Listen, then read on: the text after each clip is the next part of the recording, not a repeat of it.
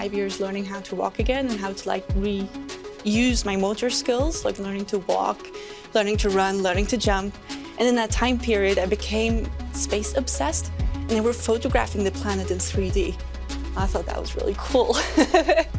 Project that tied me most to space was leading a student satellite project, which was my heart and soul. It is funny because I'm going to launch before the satellite. So I look forward to seeing it come after me, I guess. Looking back historically at how we all came together, we had this polar connection. We all have a connection to an archipelago of islands that is set in the Arctic Ocean called Svalbard. I spent quite some time on Svalbard, the northernmost city or town one can live in and work from. Every crew have a certain connection to Svalbard.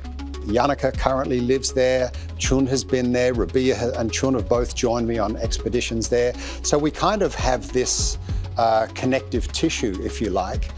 But it so happens that we're all bringing things into this mission that are critical. We will be doing something that is quintessential to humans, and that is seeing things with our own eyes. Yeah, the Fram2 mission is like my baby. I planned and designed everything. I make a proposal. I think this is one of my life goals. Such a talented and unique crew. And right now, our recovery ship Shannon is on station, standing by to recover Dragon. And Dragon is on an ascending track on its way to rendezvous with Shannon right now. And we are getting ready to, on the recovery ship, here for in a minute, but on your screen is actually the Dragon tracker, and you can actually see where the Fram2 crew is right now, getting ready to splash down in the Pacific Ocean this morning. So we are getting ready on the recovery ship today. Is Marissa, SpaceX's senior medical research engineer. She's preparing to receive, she is actually there. You can see her on the right hand of your screen on the recovery ship. This is really awesome views thanks to Starlink. Marissa, welcome. Thanks for joining us today. Now, you joined us absolutely. Great to be here. You joined us a few days ago to talk about some research that the crew had planned. Now, what research were they able to complete on their mission? Yeah, the crew's been extremely busy up there. They have accomplished all of their objectives, which is fantastic. What I was probably most excited about was the very first X-ray in space. The crew decided to pay homage to the very first X-ray ever taken, which was of a hand with a ring on it. And they took that same exact image, a hand with a ring on it, so we could actually compare them side by side. After that, the crew took a series of diagnostic images, including the forearm, the pelvis, the abdomen, and the chest. They demonstrated the capability of a DEXA scan, which is a way that we can monitor bone health. And then finally, they took some pictures of electronics showing that we can use this as a diagnostic tool to understand what's wrong with hardware without having to pull it apart. So very successful first demonstration of the very first X-ray machine in space. That is so awesome. I love that they gave an ode to the very first X-ray ever taken. In the launch program, you also shared some of the exercise-related research that they plan to do. How did that go? Yeah, the exercise went great. We demonstrated blood flow restriction, which is the way to make exercise a bit more effective. But my favorite thing that we did with exercise was actually a demonstration where we asked the crew members to do their own experiment. So we said, you guys are the ones in microgravity. We're only here on Earth. Here's your hardware. Here's some exercise bands. You tell us what works. And we let them kind of play and explore. And I can't wait to chat with them when they come back to tell us what they learned. That's awesome that they were able to experiment with their own exercise routines. I would love to hear what they were able to do. But they do have one last big piece of research ahead of them. They are coming back home, but can you tell us a little bit more about exiting the capsule unassisted when they get back?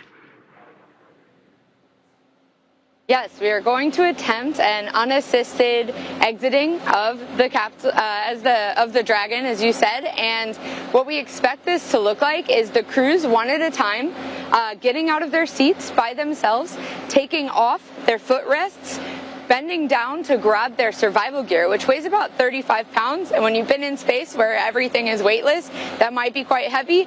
Get it out of the hatch, take themselves out of the hatch, and walk down the hallway to resume their nominal medical health checks. That's going to be really awesome to see, and we'll see how well the exercise helped them while they are in space for this unassisted exit. Now, once they complete egress, what's left for you, Marissa? Yeah, well, the crew is splashing down, but their mission is far from over. After we get off of the ship, we're helicoptering to shore. We have an hour of balance and coordination testing. That is critical to helping us understand how our bodies readapt to Earth's environment. Then we put them as soon as possible into a portable MRI machine so we get an image of their brain. And why this is so important to do so early is because we actually want to know what their brain looks like while they're in space. We don't have the technology yet to put an MRI onto the Dragon capsule, but what we can do is get them an MRI as soon as they get back to Earth so we can get an idea of all of those changes that happen to the brain. Then, finally, the crew get to sleep for the night, but then we have 2 more days jam-packed with research. We'll be transferring to Houston to NASA Johnson Space Center, where there's a really rare high-resolution bone scanner that we're going to use to see if we can detect the earliest bone loss in crews. And then we have a 9-hour research day after that. So lots more to come, and just can't wait for the crew to splash down. It sounds like you have a really exciting day and couple of days ahead of you. Thanks so much for taking the time to join us today, Marissa. Absolutely. Thank you. As we touched on earlier, Dragon has a series of steps to complete before returning our crew home.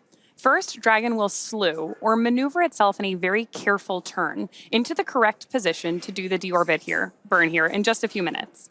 Then it will use its forward bulkhead thrusters to perform the deorbit burn, which will put Dragon on a trajectory to return to Earth to our splashdown location off the coast of California. That deorbit burn is expected to last about 16 minutes once it starts. Yeah, this will be the last time the forward Dracos, which are the 4 thrusters located on the top of the vehicle, will ignite. After the deorbit burn ends, the spacecraft will initiate separation of the claw mechanism. After that, Dragon will jettison its trunk. The deorbit burn will place Dragon on a precise trajectory to return to the splashdown zone off the coast of California near Oceanside. And again, this is an entirely new landing location for Dragon. This is the first time a Dragon crew will be recovered on the West Coast. To prepare for these upcoming events, right now, Dragon is autonomously going through its procedures to prepare for re-entry. One of those steps includes isolating the thermal control system fluid loops from the radiator. This system is what will help keep the internal temperature of Dragon comfortable for the crew during re-entry. Obviously, we know one of the reasons that is important is that the exterior of Dragon really heats up as the capsule begins moving through the atmosphere.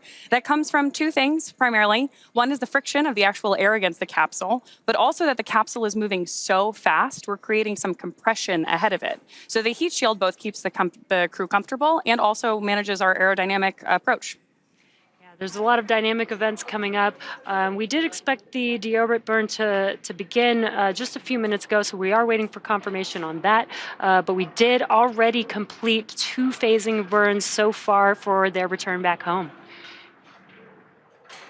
We've had some intermittent views here of the crew, which is looking great as they're preparing for that approach. Of course, at this point, weather is green, and we have our recovery team stationed out in the ocean, which is where Marissa was joining us. So we see it's a sunny day out on the ocean. And we did get confirmation that the deorbit burn did begin. This burn is expected to last approximately 16 minutes. And Dragon has not yet entered Earth's atmosphere just yet. The deorbit burn is what lines the vehicle up, enters it into the atmosphere, and puts it on that final trajectory to that new landing site in California.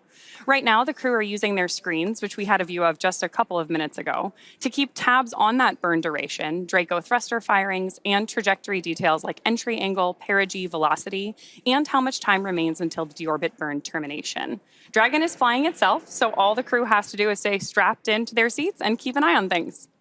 And after the deorbit burn ends, the spacecraft will initiate separation of the claw mechanism, which will terminate data, power, and fluid connections between the spacecraft and the trunk. And then after that, Dragon can jettison its trunk, which is the cylindrical, unpressurized part of the spacecraft that contains the solar cells that power Dragon on its mission in low Earth orbit. The trunk is currently connected to the aft or bottom section of the Dragon spacecraft, where that heat shield is located. So in order to expose the heat shield and get the vehicle ready for atmospheric reentry, we'll jettison or kind of kick off the trunk. Claw separation and trunk separation will happen quite quickly after the deorbit burn ends, just about a minute apart from one another. Now, since 2019, Dragon recoveries have primarily occurred off the coast of Florida, but starting with Fram2, recovery operations will move back to the West Coast to support Dragon splashdowns off the coast of Southern California.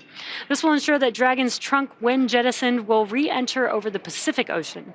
Now, SpaceX engineers did some tremendous work to adjust for this, which included changing how Dragon maneuvers before deorbiting and updating the timing of when the trunk separates from the spacecraft.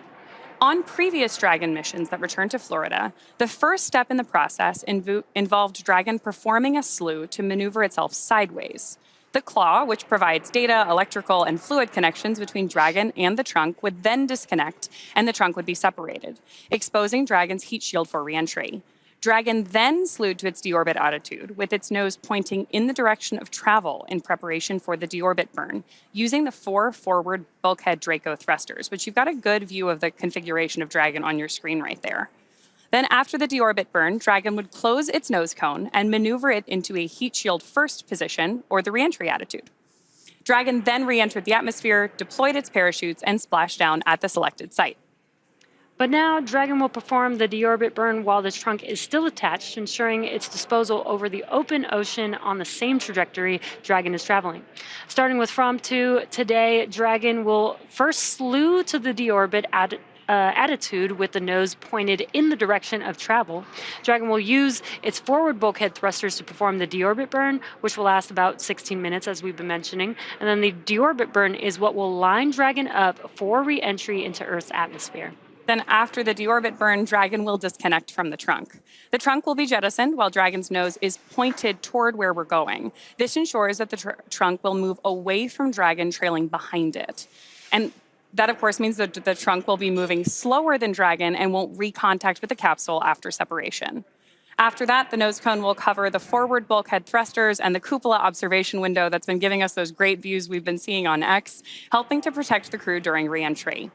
Once the nose cone is closed, Dragon will slew or maneuver to that re-entry attitude like we've described a couple of times here, heat shield first. And during re-entry, we will have an expected loss of communications with Dragon for about 6 minutes as Dragon passes back into the Earth's atmosphere. Nitrox is used to cool the cabin and the spacesuits to keep the crew comfortable during re-entry, which is the same type of breathable gas sometimes used in scuba diving. Now, we are expected to regain communication around 9:12 a.m. Pacific time, although the timing isn't exact. After we regain communication with Dragon, about 3 minutes will pass before the drogue parachutes deploy. These are the 2 smaller parachutes that are designed to stabilize Dragon and slow it down before the release of the main parachutes. Then less than a minute after the drogue parachutes deploy, we'll release the 4 main parachutes. These are the big orange and white parachutes that I'm sure you've seen on previous splashdown broadcasts that further slow down the spacecraft. Over the course of 3 minutes, the drogues and the mains work together to bring the vehicle velocity from 350 miles per hour down to just about 15 miles per hour. Yeah, very fast slowdown. Now, as we mentioned a few minutes ago, the crew is going to be heading today to near Oceanside off the coast of California. And there you can see on your screen. There are 3 sites supported by SpaceX located off the coast of Southern California, including Los Angeles, Oceanside, and San Diego. Spreading the supported sites across multiple locations helps to maximize the return opportunities for Fram2 and future Dragon missions, lowering the chance we'll have to wave off due to bad weather. Now, in a wave-off scenario, Dragon would remain in orbit until the next landing attempt. SpaceX selected primary and alternate splashdown locations, working with a lot of different variables, including what landing sites are available and have favorable weather. Dragon has the ability to execute a unique series of orbit-lowering maneuvers using those Draco thrusters to line up the ground track for each primary location, and then maintain the capability to change to alternate sites in free flight as weather constraints dictate. But as we've heard today, weather is green for that Oceanside landing. At certain milestones during the mission, the SpaceX team evaluates the forecasted weather conditions at the primary and alternate splashdown sites to make that go, no-go call for splashdown and recovery. For return, the teams constantly monitor weather at each site. Some of the obvious no-go conditions are rain or chance of lightning in the recovery zone, both for the safety of the crew inside the spacecraft, but also the recovery teams that are on the water. The SpaceX team also looks for wind speeds less than 15 feet per second or about 10 miles per hour and relatively calm seas so that we can safely execute recovery operations, which includes landing a helicopter on the recovery ship to fly the crew back to land, which we saw Marissa standing on. Yeah, that's awesome. For these operations, SpaceX closely coordinates with the United States Coast Guard to establish a safety zone to ensure both public safety and the safety of those involved in the recovery operations, as well as, of course, the crew on board in the returning spacecraft. Multiple notices are issued to mariners in advance of and during recovery operations, and Coast Guard patrol boats are deployed to discourage boaters from entering the splashdown zones. We, of course, do want to stress to the public the need to respect that safety zone today. Recovering a spacecraft from the water is a hazardous operation, and any boats interfering increase risk to the astronauts in the spacecraft, the teams working to recover them from the water, and the safety of those that come too close. So for the safety of the crew and your safety, we recommend you sit back and watch as we'll be bringing you updates of our astronauts coming home right here. Now, when Dragon does re-enter the atmosphere, a sonic boom or a brief thunder-like noise may be heard as the spacecraft travels faster than the speed of sound. As a fast-moving object travels through the air, it pushes the air aside and creates a wave of pressure. Now, generally, the only impact to those in the surrounding area of a sonic boom is the brief noise. They're always really exciting, though, and sonic booms in spaceflight have typically been only experienced by observers on Earth when encountering vehicles designed to be reused, like SpaceX Falcon family of rockets. And when the first stage booster of a Falcon rocket returns for landing, its size and speed generate multiple sonic booms heard on the ground as a double clap of thunder. Similar sonic booms were heard during the return and landing of NASA's Space Shuttle. In each case, sonic booms mark the end of just one in a series of missions for the vehicle returning from flight. In today's case, it will announce the conclusion of our Fram2 mission, which we're very excited about, and that's coming up with about a few minutes remaining in Dragon's deorbit burn. Let's talk about some of our first Fram2 explorers achieved while in space. We heard some great stuff from Marissa already. I think the thing that's the most exciting to me, though, is that this is the first human spaceflight over the Earth's polar regions. With the exception of the Apollo lunar missions, the North and South poles have not been fully visible to astronauts in space. Yeah, it's unbelievable that we've, launched so many crew members out into space, and this is the first time that this has ever happened. So we're still making history with all these different kinds of missions, which is really cool. There's a lot of progress to be made in space, and during the mission, the crew conducted 22 different research projects. Yeah, I think one of my favorites, actually I had a couple favorites. It's hard to choose. Yeah. The first X-ray in space, one of the most common tools which is used in ERs here on Earth, help diagnose health concerns, but they can also measure bone density, non-destructive hardware imaging to see why something is broken. I think that is so cool that they did pay homage to the original, very first X-ray there. You can see the comparison on your screen. And it's amazing to think that the distance between those two images is about 130 years. Oh, wow. That is pretty incredible. And you can see the progress just in that, just in those two images. They also performed the first exercise in Dragon, which I thought was cool. Loved hearing about that, yeah.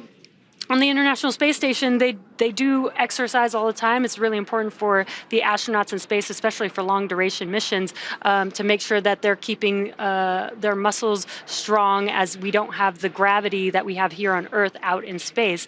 So it's really cool that they were actually able to come up with a device that helped enhance the exercise, I think. I think that's really cool. I think the challenge of exercise in space is going to be one of our key goals here at SpaceX as we keep working to make life interplanetary.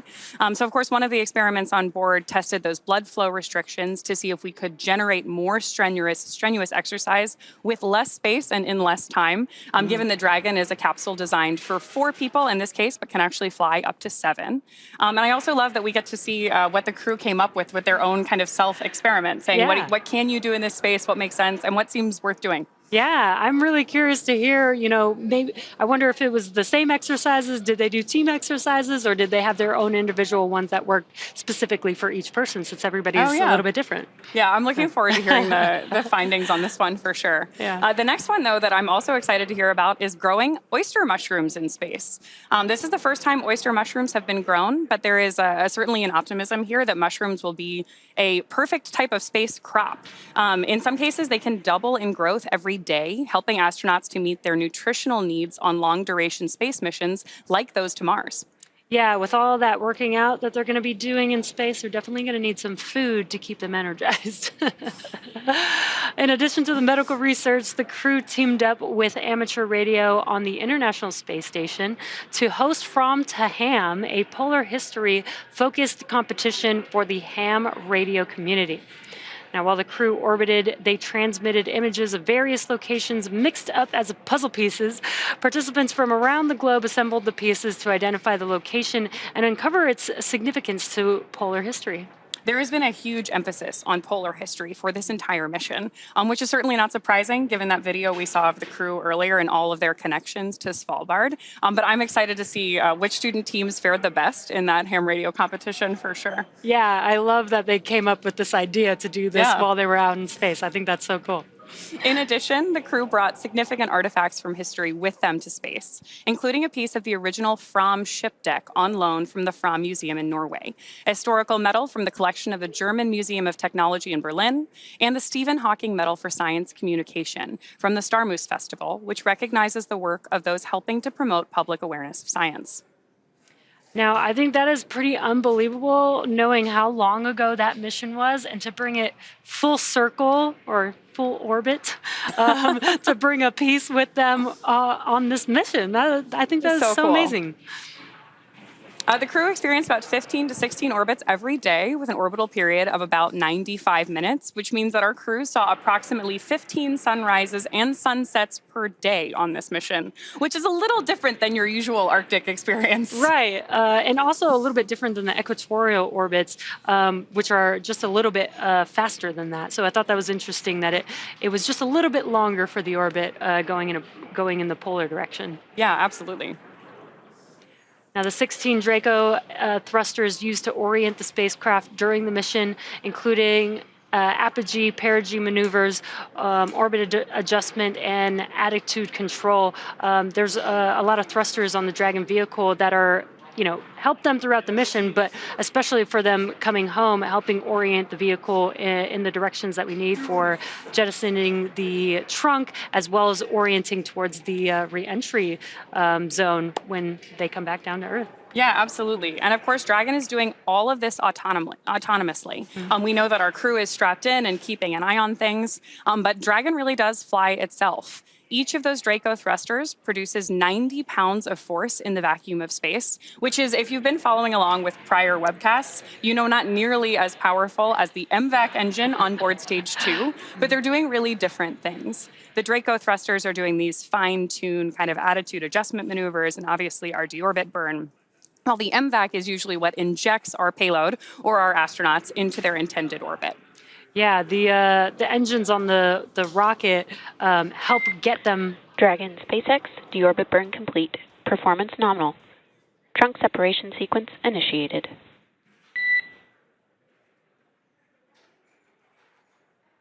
Dragon copy.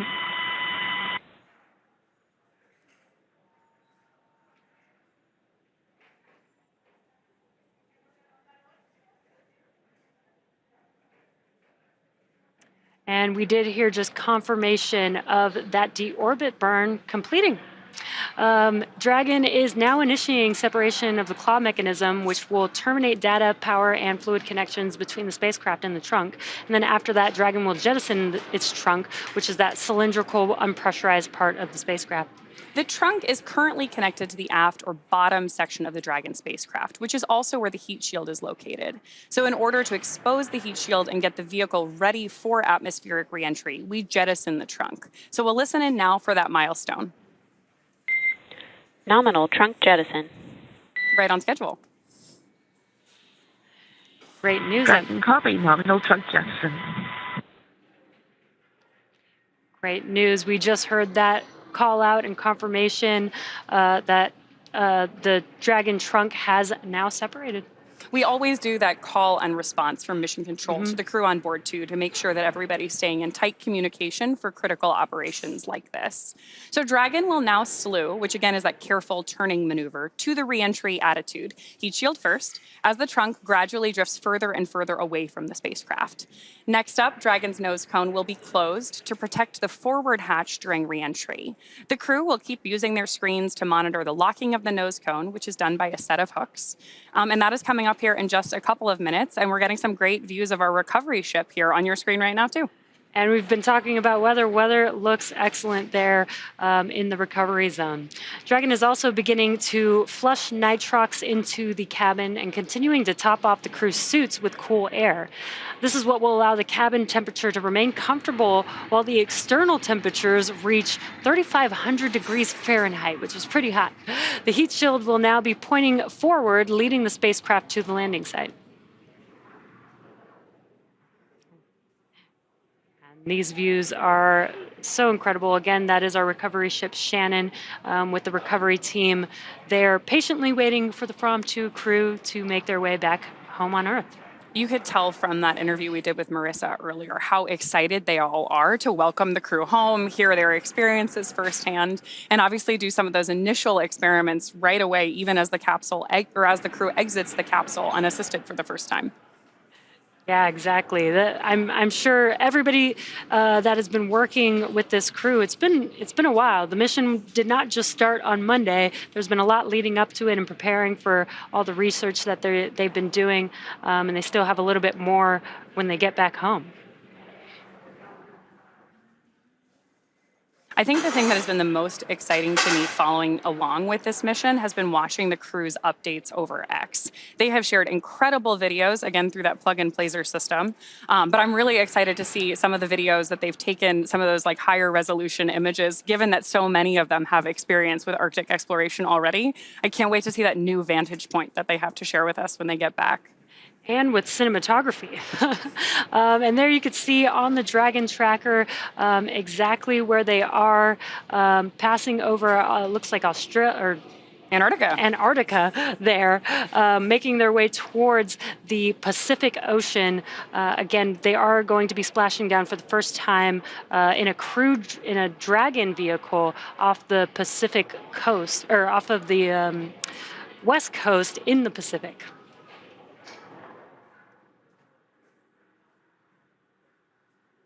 And I love that we have some daytime views, because this looks amazing. I can't wait to see what Dragon looks like when it's coming through, back through the atmosphere and landing in a beautiful morning here in Southern California.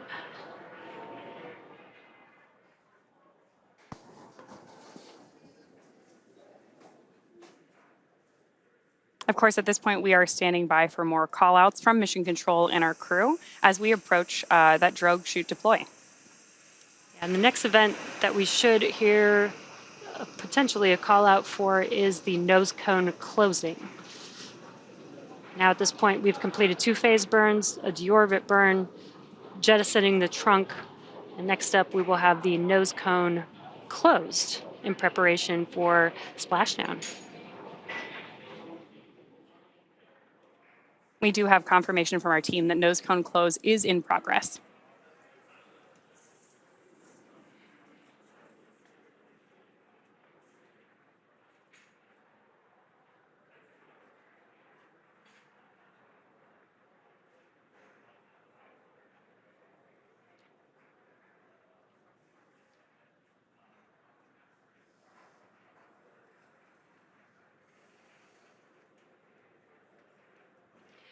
If you're just now joining us, you are tuning into the Fram2 mission, preparing for the Fram2 crew to splash down for the first time in a Dragon vehicle on the west coast in the Pacific Ocean. So if you've seen a splashdown before, typically it's potentially in the Gulf of Mexico or on the Atlantic side of the Florida Panhandle.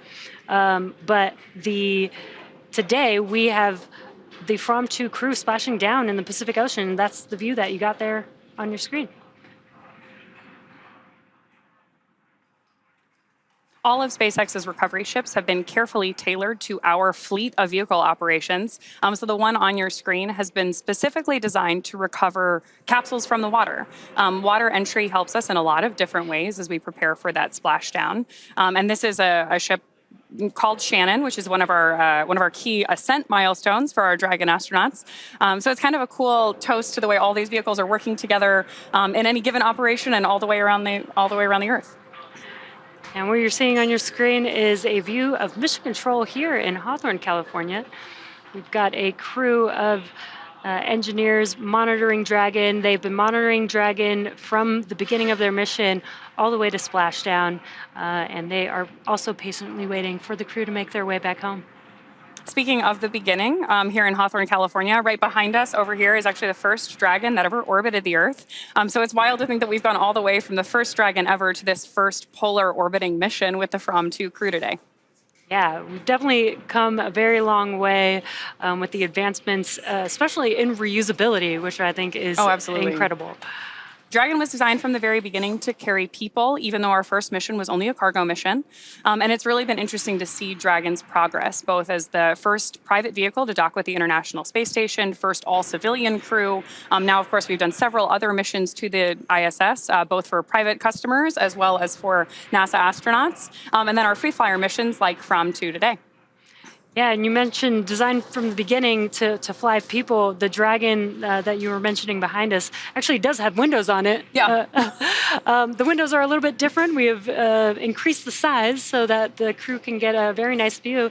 And we did get some really cool video clips of the crew looking out the window and showing us some really awesome views from their vantage point while they were in orbit. I also have a quick correction to what I said earlier. Shannon, the recovery vessel is named after Shannon Walker, not the recovery location. But it's cool. We're still connected to lots of different historical milestones within the space community. Of course, right now we are standing by for confirmation that nose cone closure is complete. That's one of our next critical milestones to protect their crew as we prepare for that full re-entry and splashdown.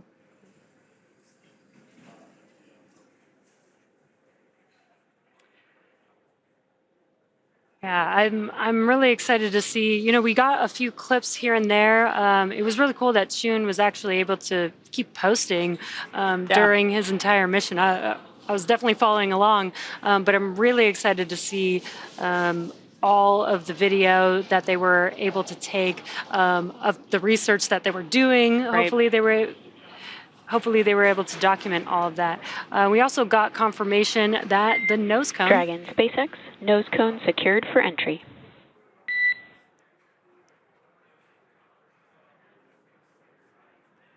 SpaceX Dragon, copy. There we've got that confirmation of closure. That's great. Perfect timing. Next up, we'll be entering a communications blackout, which you mentioned earlier. This is going to last about 6 minutes. Now, that should begin in about 18 minutes from now.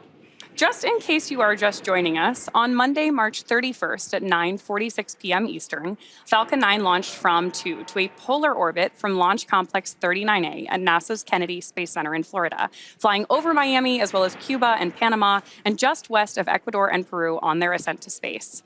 In fact, the crew had a great time flying over LC-39A on flight day 3. Let's take a look. I can see our launch pad from here. Whoa. Do you see it? Yeah, Key West. Yeah, but see our launch pad, Chun. Okay, so a little video of how do you See our launch pad? Yes, yes. So you know the big exercise devices on the ISS? We're interested, you very like This is our launch pad. Oh my god. How cool is that?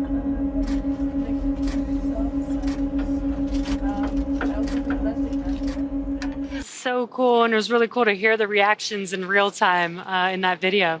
Dragon successfully separated from Dragon SpaceX for entry sequence. Report when ready to copy.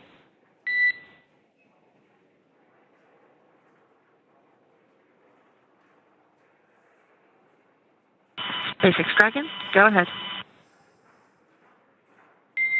Okay, Yannicka, I've got a COM blackout start time of 1606, COM blackout end time of 1613. How copy?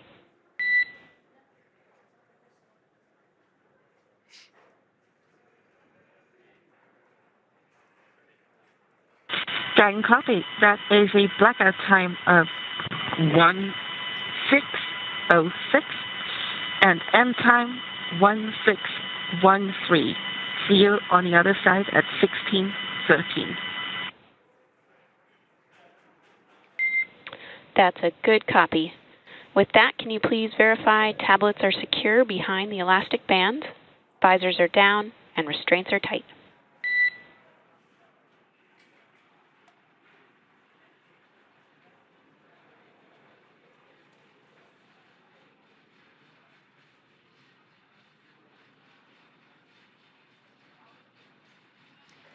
Now, we just heard that call out that we are expecting to have that blackout period that's going to last about 6 minutes at 9:06 p.m. Pacific time. And so we should expect confirmation of communication again around 9:12, 9:13 a.m. Pacific time. And the crew is preparing for that blackout period. The Corps did mention, put your visors down, make sure you're buckled in. Yeah. Get ready to come home. Yeah, exactly. Now, Dragon successfully separated from Falcon 9's second stage about 10 minutes after liftoff and continued on its journey. SpaceX Dragon, all 4 crew members, tablets restrained, restraints tight, and visors down.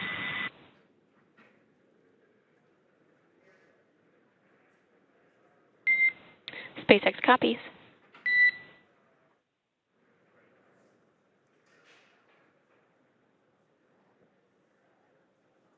And good confirmation that they're all strapped in, visors down, ready to go. Over the last 4 days, the crew have been flying over Earth in a 90-degree circular orbit, passing over the poles about every 46 minutes and 40 seconds, all while conducting research to help advance long-duration space exploration. And Yannicka, one of our crew members on board, is a cinematographer by trade. So she has taken every possible moment to capture her experience throughout the mission. Fram2's return to Earth actually began yesterday, around when they initiated their first downhill phase burn, followed by the second downhill phase burn. Each of these events involved short firings of Dragon's Draco thrusters to lower Dragon's altitude in advance of re-entering the Earth's atmosphere. Now, following these 2 burns, the crew finished out a day of research and had their last dinner on board at about 2:50 a.m. Pacific time. And just before 6 a.m. Pacific time today, the crew donned their spacesuits and made their final cabin preparations before they began the last series of operations prior to splashdown. Before our Framnauts left on their journey, we had a chance to hear what they had planned to do in space, so let's take a look.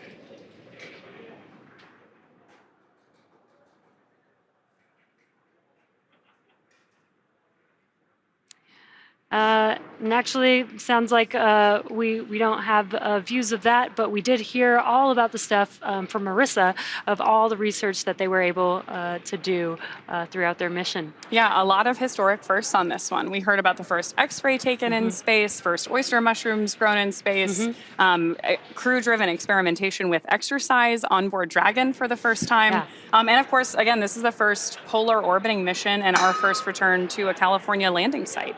So lots of progress being made on each of these missions. Every day we're learning something new, which is pretty cool. Yeah, you mentioned a lot of firsts. After Dragon has re-entered the Earth's atmosphere, a series of parachutes will deploy, and that'll slow down the spacecraft's final descent. Now, first will be the 2 drogue chutes, followed by the 4 main chutes to guide Dragon to its first contact with Earth since launching on March 31st. Dragon will automatically deploy these parachutes when different pressure and positioning sensors on the spacecraft detect that they're at the right speed and altitude.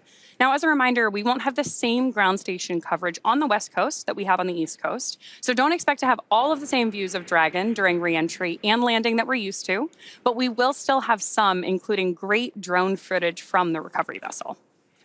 And we will also have telemetry and other data and should be able to bring you updates throughout. Now, during re-entry, Earth's atmosphere does most of the work slowing the vehicle down from an orbital velocity of approximately 17,500 miles per hour. As Dragon comes through the atmosphere at hypersonic speeds, the high temperatures and interactions with the atmosphere generate a plasma field around the vehicle that Dragon's heat shield protects the spacecraft from. By the time of drogue parachute deployment, Dragon will be traveling at just 300 miles per hour and at an altitude of about 18,000 feet. That is incredible how quickly, because it's within a few minutes that happens, that we can slow down the vehicle. Now, vehicle velocity at main chute deploy will be approximately 119 miles per hour at about 6,500 feet above the splashdown site. And vehicle velocity at splashdown will be approximately 16 miles per hour.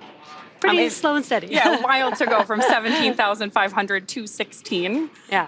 Of course, the crew experiences a lot of different things on return, but the highest G load that they will experience during re-entry is approximately 3 to 5 Gs, which is basically the same you feel on a really good roller coaster. During their 4 days in space, where the Gs were 0, the crew got to enjoy some amazing views from Dragon's cupola, which is the largest window ever flown in space. So here's a look at the engineering that went into creating that for our crew. When we started thinking about the cupola, it's more than just another window in space. It's an extension of the Dragon spacecraft. So when we got into concepting, it has to have the same feel and aura of the actual Dragon spacecraft. And you are go to open the forward hatch for cupola use, and please enjoy the best view off the planet. When the forward hatch first opens, you can look up and you see immediately that there's a large window up there with the 4 Draco shields protecting the bubbles from the Draco pulses. If you look at the videos from Inspiration 4, you can see their jaws all drop just looking out the forward hatch, not even being in the cupola. The most notable thing to me is that it looks so simple on the outside, but the deeper you go, the more you uncover more complexities within it.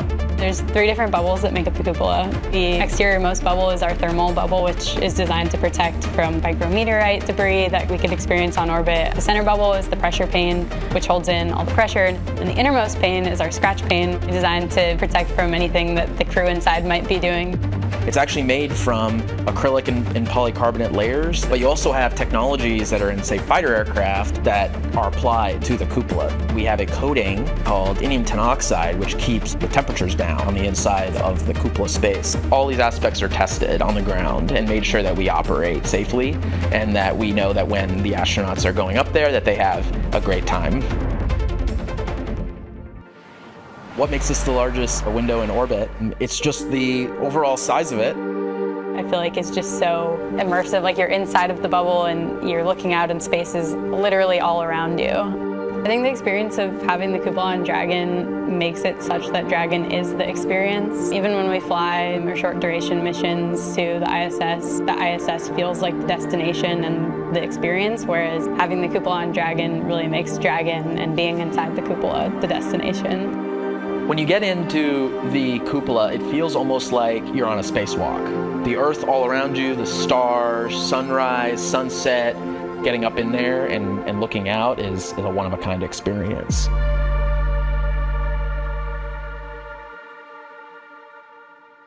Dragon's primary heat shield is comprised of Pika 3.0, which stands for Phenolic Impregnated Carbon Ablator. First generation Pika was first developed by NASA for studying and sampling comets within our solar system. SpaceX then partnered with NASA to develop Pika X, which was the second-gen product used on all Dragon 1 CRS missions that successfully resupplied the space station on 20 different flights. Pika 3.0 was developed specifically for use on Dragon 2 crew and cargo, with enhanced structural and thermal properties that optimized the heat shield and drove down both cost and mass. The remainder of the Dragon spacecraft is composed primarily of a SpaceX proprietary ablative material. It's another class of thermal protection, which is lighter weight versus Pika and protects the underlying composite structure during reentry to ensure structural capabilities are maintained. While Dragon will experience temperatures well over 3,000 degrees Fahrenheit during peak reentry conditions, the characteristics of the thermal protection systems, coupled with the environmental cooling and life support system in the pressurized interior, should ensure that the crew will stay cool and comfortable during all phases of reentry through splashdown. And I think that's very important because 3,500 degrees Fahrenheit is pretty hot. We actually heard Sarah in the launch program talk about, Sarah and Anna talk about the almost like different colors that you see with the plasma building around it. So hopefully the Fram2 crew will get to see something cool like that. Now we also have our space suits that are custom designed for each of the crew members. We do 3D print the space suit helmet, and there you can see the suit. They are flame resistant. They have a flame resistant outer layer, as well as hearing protection during ascent and reentry, as those are very loud dynamic events. The spacesuit is really an extension of the spacecraft, as it's built, just to protect the crew just as much as the capsule itself. We obviously heard call-outs earlier that our crew was preparing by pulling their visors down. They really do that full suit up for any dynamic phase of flight. So for our Fram2 crew, that has been both launch and our reentry going on today. So right now, of course, Dragon is decreasing in its altitude as it gets closer and closer to the Pacific Ocean. But deorbit did not begin today. It actually began with 2 phasing burns, the first of which was on Friday. Yeah. We've got a great view on your screen right now of where Dragon is on its trajectory right there off the coast of California. Yeah, they're getting very, very close, just a few minutes away from splashdown, really. And you can, of course, continue to follow the crew's progress with that trajectory in the upper right-hand corner of your screen. Once we reach about 100 kilometers in altitude, we will begin our entry interface, and the crew and both the capsule will begin to feel the effects of Earth's atmosphere, which are primarily lift and drag. We'll also begin flushing the nitrox into the cabin, like you mentioned earlier, topping off the suits to keep our astronauts cool. And of course, our heat shield at that point is pointing forward towards our landing site. And we are expecting that blackout period to come up here to start in about a minute or so. And actually, it sounds like we got confirmation that we are currently in the blackout period. This is going to last about 6 minutes. Again, the reason why this is happening is because the vehicle has plasma building up all around it, which prevents us from having comms with the vehicle, but it only lasts about 6 minutes as the vehicle is re-entering the Earth's atmosphere. Once we get back into the atmosphere, that plasma clears up, and it won't be so hot anymore. So at this point, we are in the communications blackout period, again, which will last about 6 minutes due to plasma formation around the spacecraft. Now, during this time, no vehicle telemetry is received by mission control or the recovery team, and no external commanding of the vehicle or voice communication is possible. But as a reminder, Dragon is designed to fly itself and continues to autonomously use those Draco thrusters to orient itself during reentry. During reentry, the vehicle will be slowing down from an orbital velocity, which is roughly 17,500 miles per hour, all the way down to our target splashdown velocity, which is about 15 miles per hour.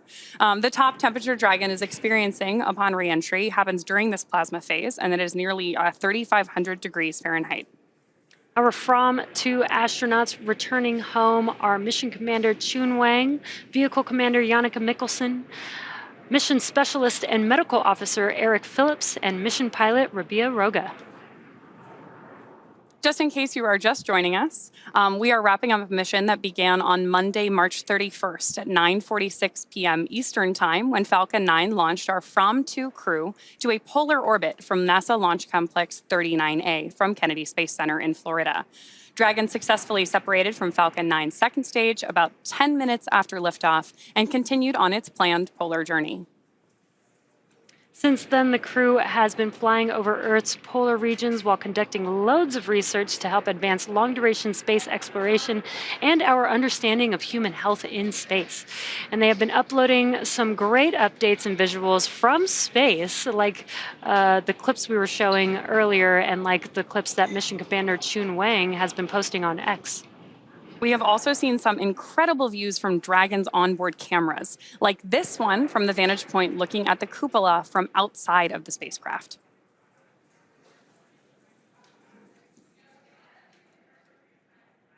That is so incredible that they have that cupola and the space hair. I love it. You can tell they've really been enjoying their time together up in microgravity, getting these great images here that they took of their launch site from up in space. Yeah, that cupola view really allows all four of them to be able to see, out the window at all times.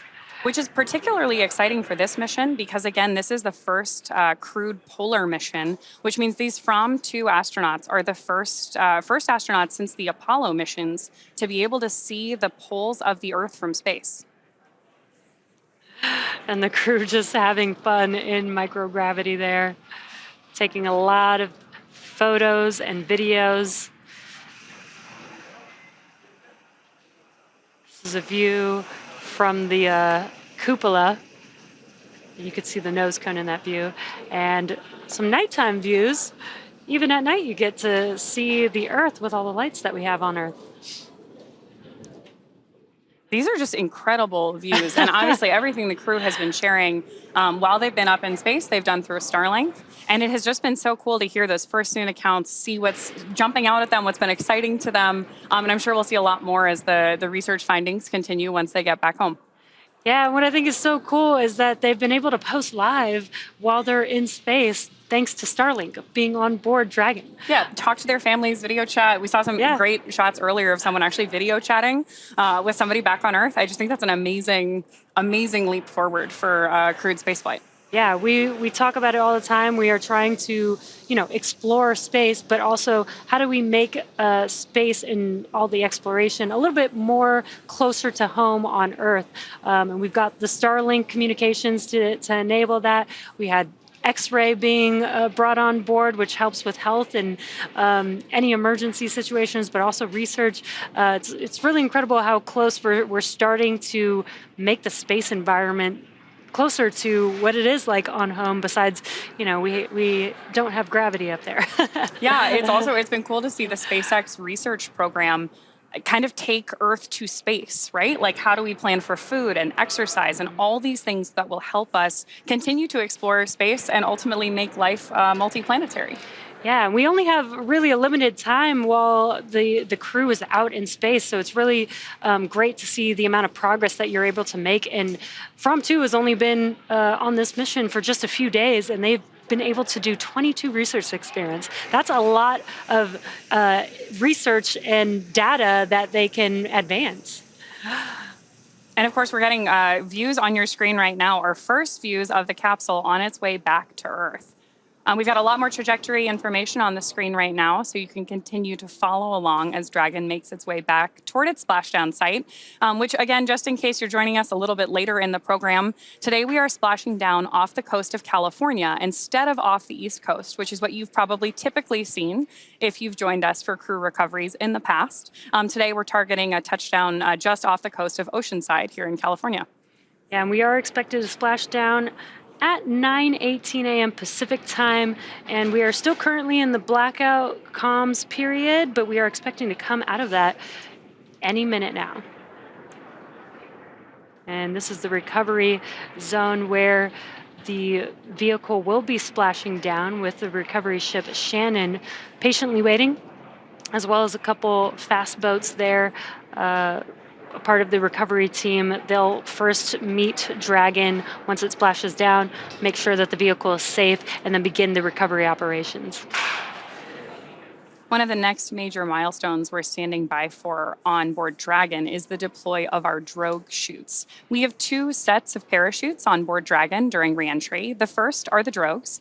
We deploy those when the capsule, which we're getting great initial views on your screen.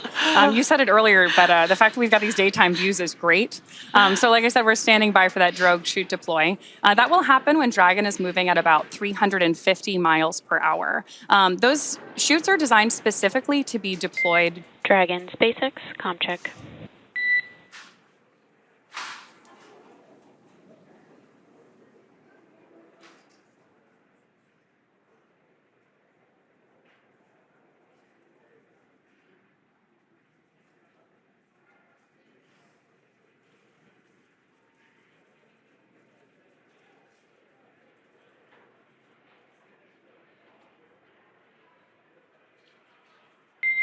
Dragon, SpaceX, comm check. SpaceX Dragon, we have you loud and clear. How me? We have you the same. We see a healthy flight computer. Expect automated chute deployment. Dragon, copy. A GPS has converged. Expect nominal altitude for drogue chute deploy. Dragon, copy.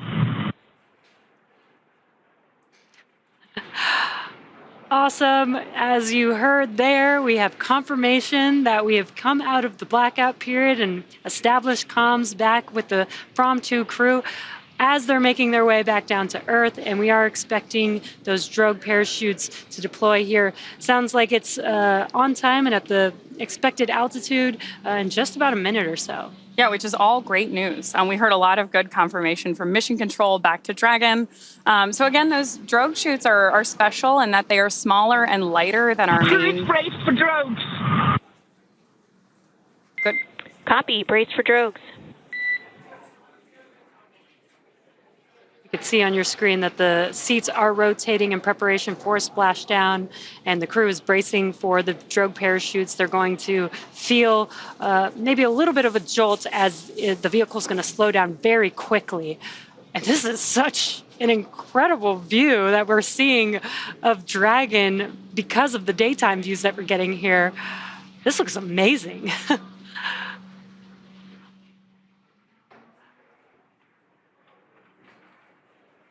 So just ahead of the call out for drogue chute deployment, Dragon will autonomously safe the propulsion system on board and then deploy those drogue parachutes, which we just see on your screen right now. I can't get over these views today.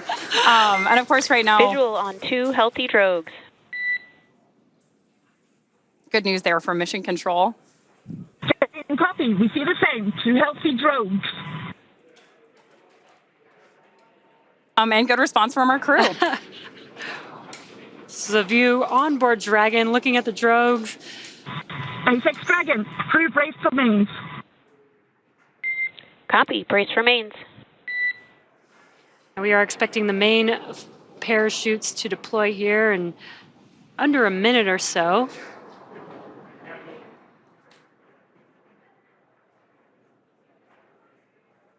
So wow. Yeah, those are amazing. Right now, those drogue chutes are doing that initial slowdown, and it looks like we're getting views here of main parachute deploy. We see visual on 4 healthy mains. SpaceX Dragon, we see the same. 4 healthy mains.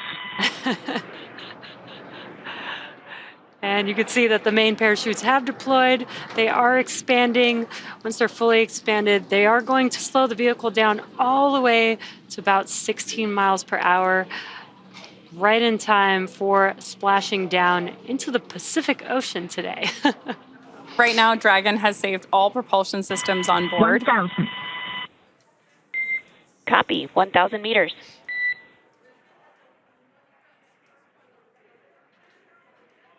Dragon right now is also terminating the nitrox suit and cabin purges and is beginning to increase pressure in preparation for landing. And additionally, the mission control team here in Hawthorne is reporting the precise landing coordinates to the recovery team so that they know exactly where... 800. Copy, 800. exactly where they're expected to touch down. And you are hearing those callouts. We are confirming the altitude as the vehicle makes its way back down to Earth. And of course, now that we've had confirmation of both drogue and main parachute deployment with these great views of our crews inside Dragon on your screen now, our next major milestone is splashdown. Yeah, very excited with these awesome views that we're getting. 600. 600 meters.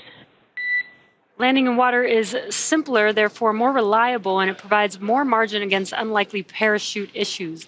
Now, we had to learn how to make Dragon waterproof, but once you do, it's rinse, review, and reuse.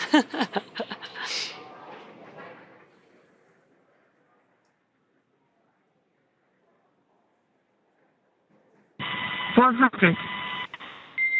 Copy, 400.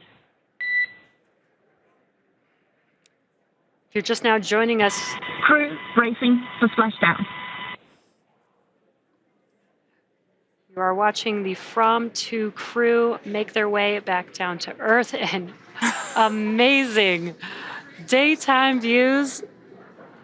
I love that we got the opportunity to do this. You could see Dragon and 200. Copy, 200 meters and braced for splashdown. inside of that Dragon capsule are the 4 Fram2 crew members about to splash down here in just a few seconds.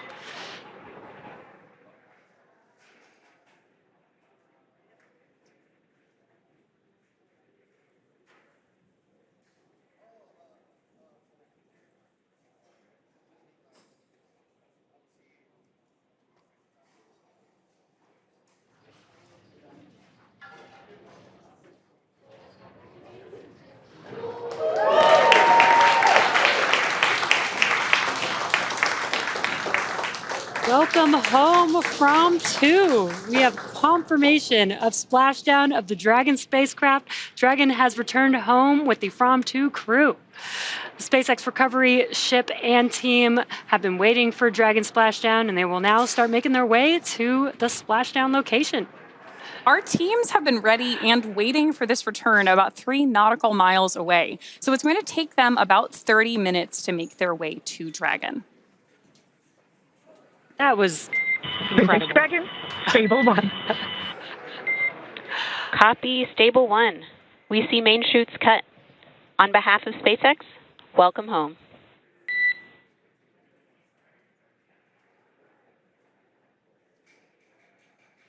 Great confirmation there from our mission control team that we've seen main chutes cut. We do that to make sure that those main parachutes, once the capsule is safely back in the water, don't pick up any wind or drag the capsule. As we have our 3 recovery vessels, the main Shannon recovery vessel and those 2 fast boats on their way out to greet our crew. System safety verifications are in progress. We'll report back when recovery personnel are en route. Copy.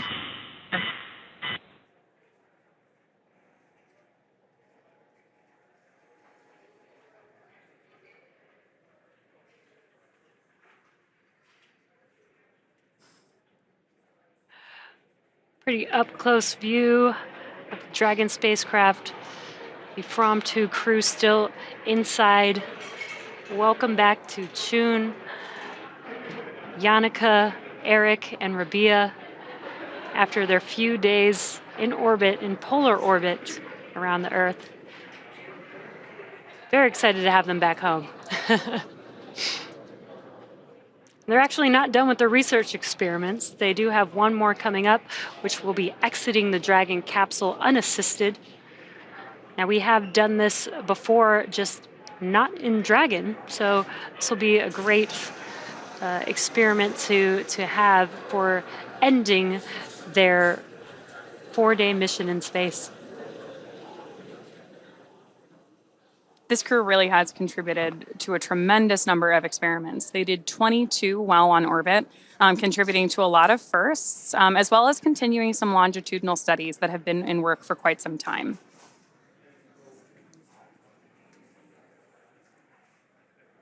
The most notable of these was a glucose monitoring experiment, which will help us better understand how glucose performs in the body on both short and long duration space flights. Now we're currently just waiting for the two fast boats. As they're making their way to approach the vehicle, they are going to pick up those main parachutes out of the water and then approach the vehicle, ensure that the vehicle is safe. There's no hazardous gases around the Dragon capsule, and then they'll begin starting their rigging operations to be able to pull the Dragon capsule up out of the water onto the recovery vessel.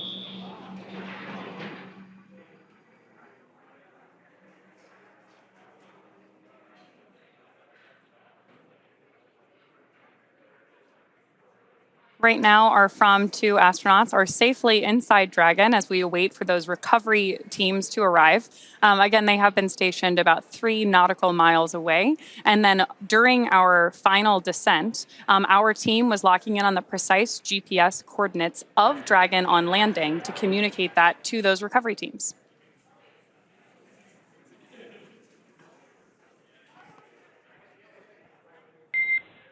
SpaceX is go for recovery personnel to approach. Expect personnel alongside in 1 minute. And you can see that the fast boats... I can copy expecting personnel alongside in 1 minute. There you can see that the fast boats are now approaching. Hence the word fast. That was pretty quick.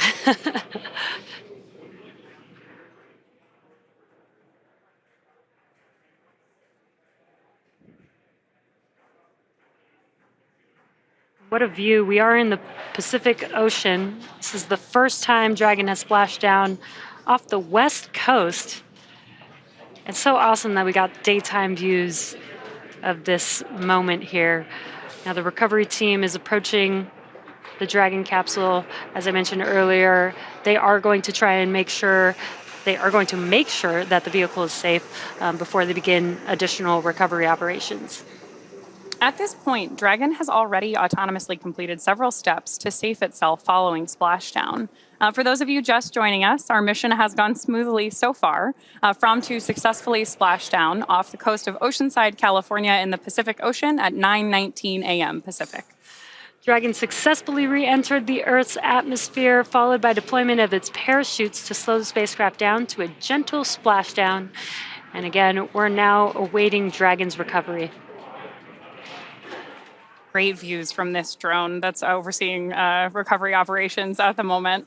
Upon detection of landing, Dragon automatically releases those main parachutes to prevent the wind from pulling the spacecraft. Dragon then automatically safes any pyrotechnics still present on board the vehicle and may automatically perform additional minor system reconfigurations. The astronauts remain seated in their suits at this point, but the onboard air conditioning keeps temperatures in check inside the spacecraft, and the communication systems on board remain powered so the crew can continue to communicate. SpaceX has 2 fast boats in our recovery fleet, one of which you can see just behind Dragon, and a couple others moving around at the moment, that move quickly to the splashdown point. They're being followed by Shannon, our main recovery vessel, which will move into position upwind of the spacecraft. Now, the 2 fast boats have very specific roles. The first approach is focused on immediate safety inspection of the spacecraft integrity and checking for any presence of hypergolic propellant vapors, ensuring that it is safe for Shannon to approach the Dragon spacecraft. Then once Dragon is cleared for full approach, the team begins rigging the spacecraft for water recovery by the recovery ship. The second fast boat is responsible for parachute recovery and also serves as a redundant boat to the first. And of course, if you've seen droning in and out of the frame here, a team member of ours on a jet ski also helps to gather up the now detached parachutes.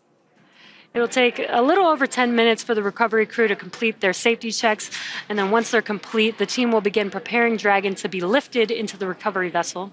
As part of the preparation for this lift, one member of the recovery team will climb on top of the spacecraft so that they can attach Dragon's hoist rings and connect the lifting lines.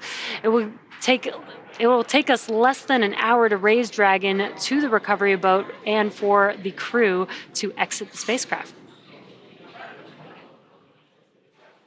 And again, today, they will be exiting the spacecraft unassisted, and hopefully they were able to work out a lot in the last 3 days, and potentially may not see much of a difference. We do know that while you're in space and you don't have gravity, you may lose some muscle mass and some bone density, but with a short trip and being able to have the workout equipment that they had, we'll see how their exiting of the spacecraft goes unassisted today.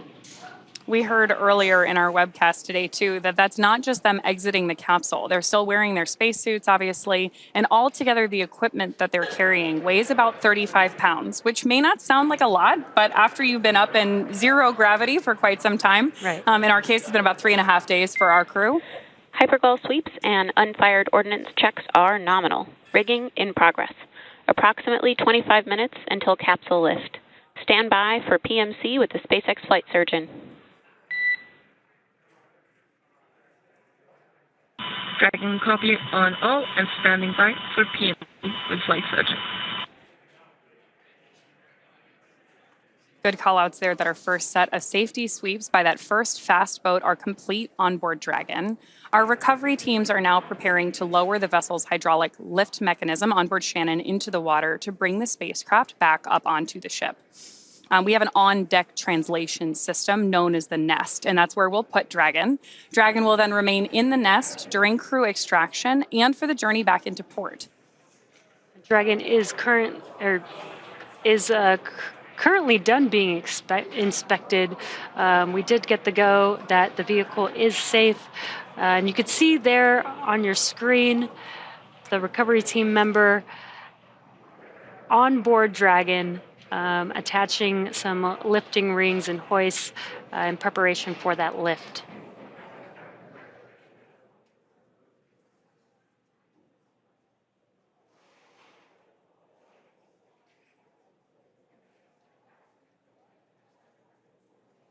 We're getting some great images of it here, but recovery is really a very dynamic set of operations with a lot of teams moving closely coordinated to make sure that we can get those astronauts and capsule safe. The next call will be from the flight surgeon on Dragon and Ground Private.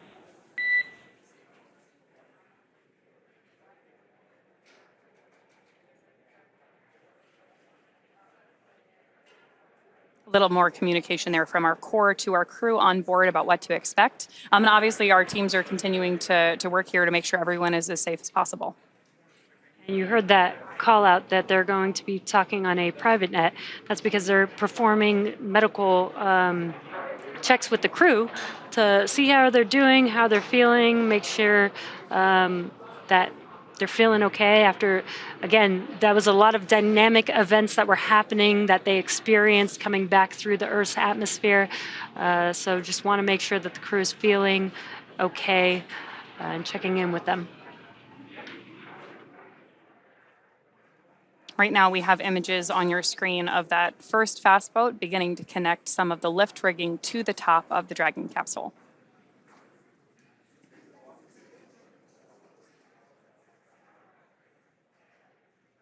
And meanwhile, our recovery vessel Shannon is preparing to receive the Dragon on board so that we can do that egress of the crew.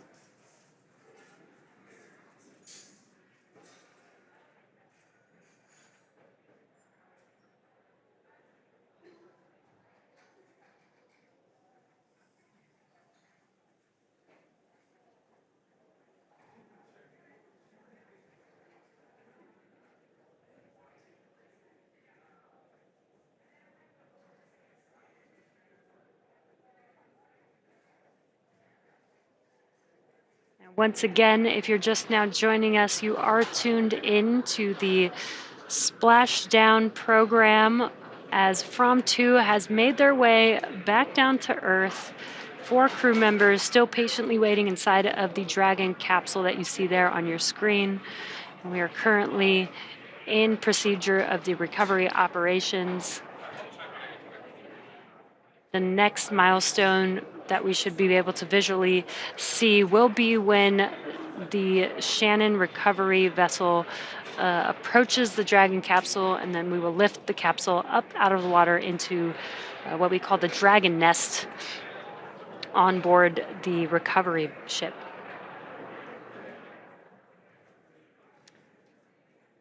And as a reminder, we typically have previously splashed down in the Gulf and off the coast of Florida.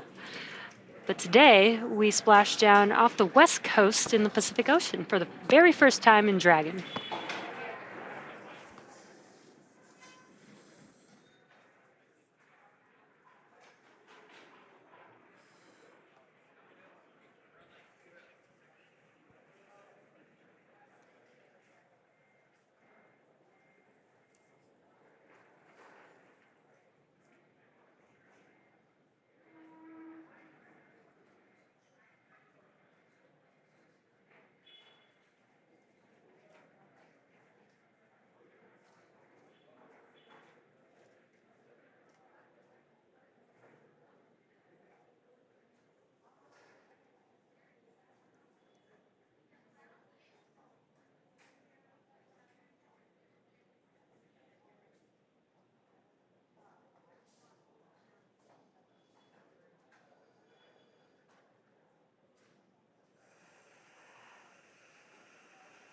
And the Fram2 crew is still patiently waiting inside of the Dragon capsule there on your screen. We have Mission Commander Chun Wang, Vehicle Commander Yannicka Mick Nicholson, excuse me, our Mission Specialist Eric Phillips, and Mission Pilot Rabia Roga, completing their 4-day mission in polar orbit. Our crew actually all met together in Svalbard, which is something that our commander, Chun Wang, shared on X while they were up in space. All of them have deep ties. Dragon SpaceX, comm check.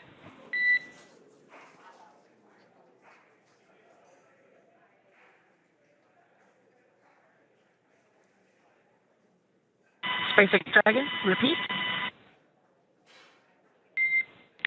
Comm check. SpaceX Dragon, we have you loud and clear. Tell me. I have you loud and clear as well, and Dragon to ground is no longer private.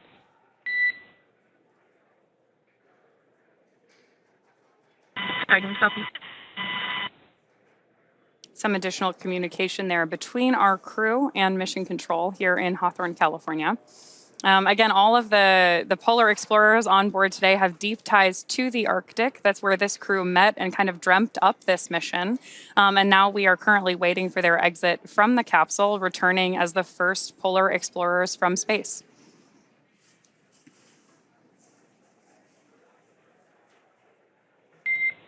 Dragon, be advised, we are transitioning our forward link. Comm will be unavailable for approximately 5 minutes.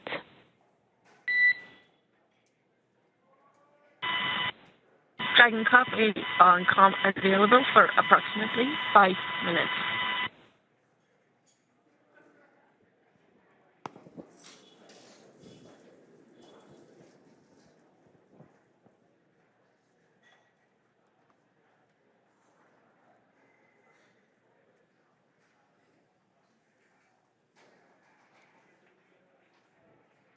And there you can see our recovery vessel Shannon and a view from on board the recovery ship.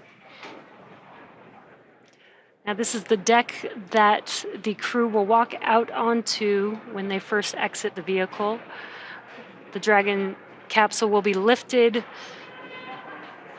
at the end of the vehicle, or the recovery vessel there, into the Dragon nest, and then it'll translate forward. And there you can see the Dragon nest a little bit better there. It'll translate forward to that deck where the recovery team can open the hatch and allow the crew to exit the capsule.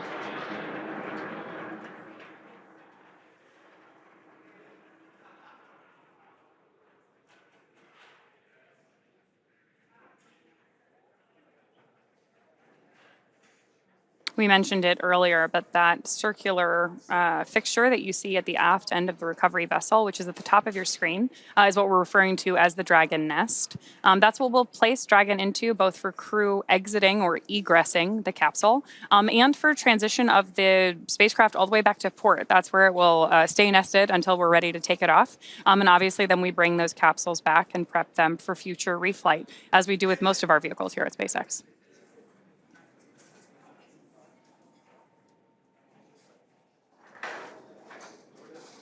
Yeah, this capsule actually flew 3 times prior to the Fram2 crew. It supported the crew. It supported the Crew 1 mission a few years ago, which is wild to think in the past few years that we've had so many crew missions, and now today concluding a fully commercial civilian mission. Our second, actually. Our first was onboard Inspiration 4. We've had several different free-flying missions since then. Obviously, Polaris Dawn last year, Fram2 today. But lots of different use cases for Dragon. We see it transport NASA astronauts. Dragon SpaceX, comm check. SpaceX Dragon, we have you loud and clear. Tell me. Copy. I have you loud and clear as well. We have completed our forward link transition. Dragon, copy. Good confirmation there that we're continuing that communications between Mission Control and Fram2 on board. And again, we were just talking about the many different use cases for Dragon, whether it's flying NASA crew members to the International Space Station, these private first-of-their-kind free flyer missions, or taking cargo up to the ISS as well. Yeah, it's really cool to see kind of how this Dragon capsule has expanded through each one of the missions. Its first launch being with Crew 1 had the docking adapter on that with the ISS, and then the second flight was actually Inspiration 4 with the cupola. The third flight with Polaris Dawn with the Skywalker hardware, and then back to Fram2 with the cupola again, with some of the coolest views. So. And again, that cupola is the large domed window on the top side of Dragon. We've had it covered in the shots that we've seen of Dragon because we closed the nose cone prior to reentry. But that cupola is the largest window ever flown in space, which has enabled a lot of these great views for our crew and photos and videos that they've been sharing with us. Yeah, and I can't wait to see more. I know that they've been taking some really awesome video and cinematography with the experience of especially Yannicka on board. And a great view there. Dragon getting very close to being lifted onto our recovery vessel Shannon in the Pacific Ocean today.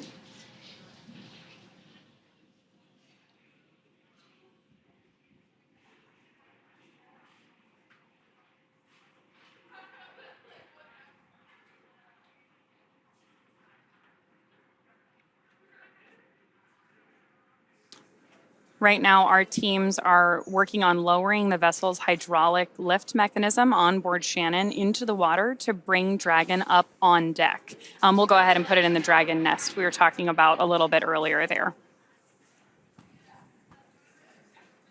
This really is a closely coordinated effort between a lot of different teams, and we're seeing a lot of different vessels, team members, all work together in these different shots that we're getting from the drone covering recovery today.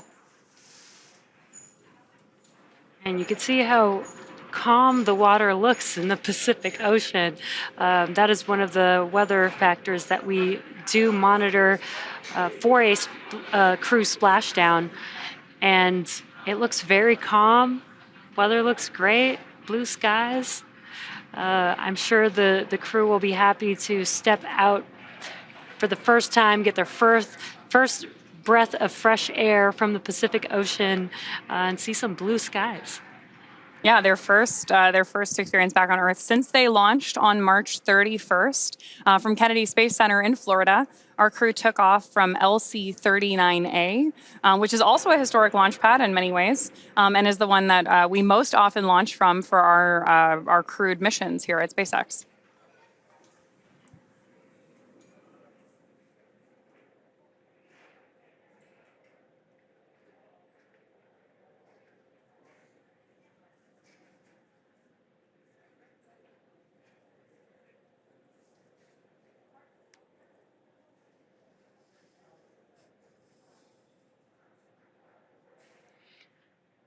And we've mentioned this before, but as you can see on the recovery vessel, there is a helicopter pad there. And that was what Marissa was standing on when we were talking with her earlier through Starlink.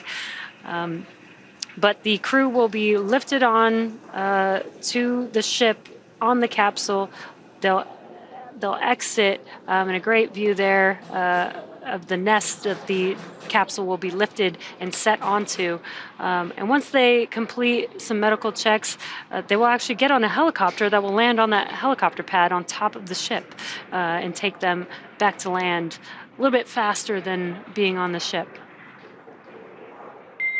Dragon SpaceX, rigging complete, approximately 5 minutes until capsule lift. Dragon copy, 5 minutes until capsule lift. Request to bring cameras back on board.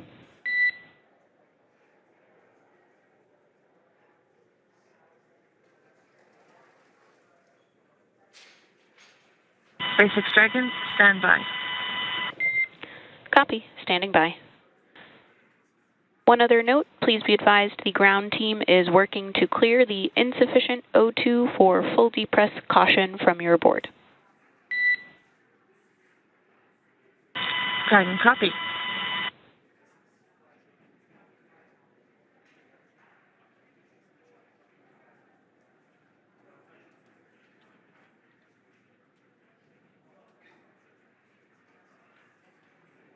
You may have heard those comms there, but getting very close to Dragon being lifted out of the water with that hydraulic lift system there.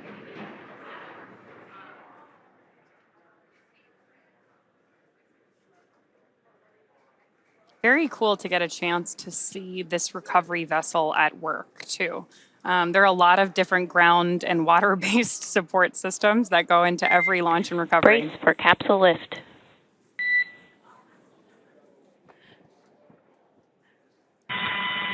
Dragon copy, brace for capsule lift.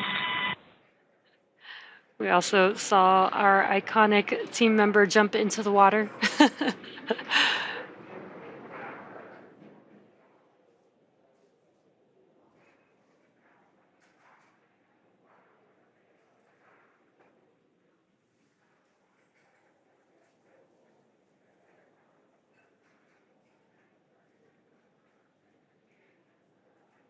The Fram2 crew inside of the Dragon capsule being lifted out of the water and will be gently placed on that Dragon nest that you see there.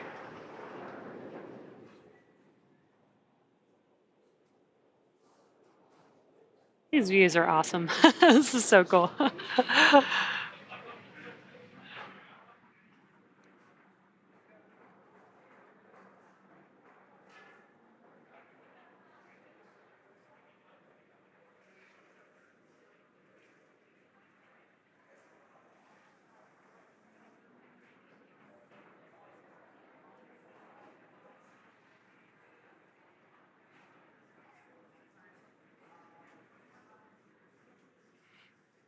In case you are... SpaceX Dragon, still requesting to stand by on cameras internal.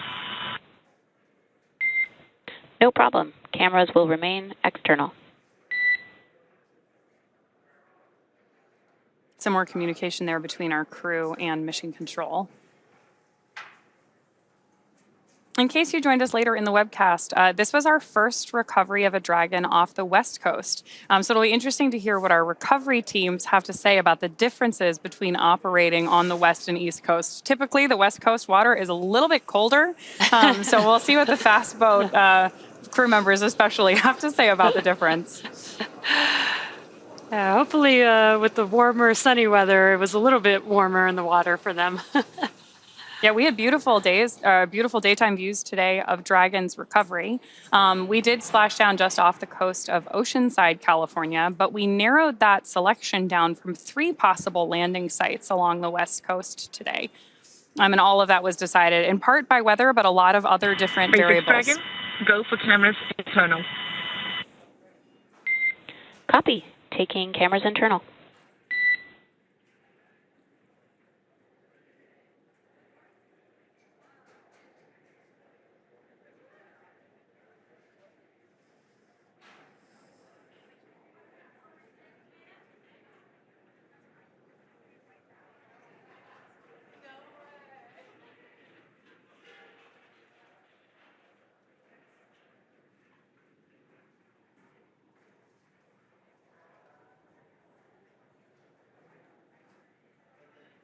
The Fram2 crew is still inside of the Dragon capsule, still patiently waiting in their seats. And that is Mission Commander Chun Wang, Vehicle Commander Janneke McNicholson, Mission Specialist and Medical Officer Eric Phillips, and Mission Pilot Rabia Roga, waiting for that Dragon hatch to open here momentarily. Before that happens, we're going to translate the Dragon capsule over to the deck that we saw earlier, and the recovery team will then have access to the hatch and be able to open it up and allow the crew members to exit. And Dragon cameras are back on board. Dragon copy. Looking good, guys. Now, before we move forward with, there's our first first view of the crew following splashdown. Everybody looking happy, healthy? The first person to meet with the crew is actually going to be a SpaceX medical officer to continue checking on the health of the astronauts. See some fist bumps there. Everybody's happy to be home. Welcome aboard the recovery vessel. Recovery personnel are completing their final checks. Stand by for translation to the egress platform. Dragon copy. Standing by.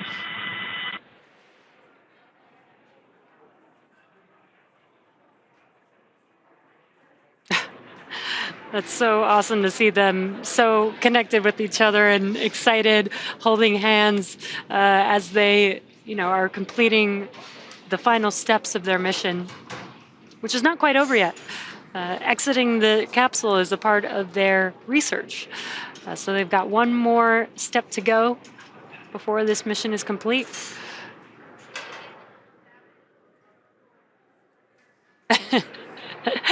Looks like Rabia is trying to experience what gravity is like again. It'll be great to hear their description of having been up in space, given the wide variety of backgrounds that they brought to this mission. Right. Right now, we are standing by for translation of the Dragon up to the deck before opening the hatch on board Dragon.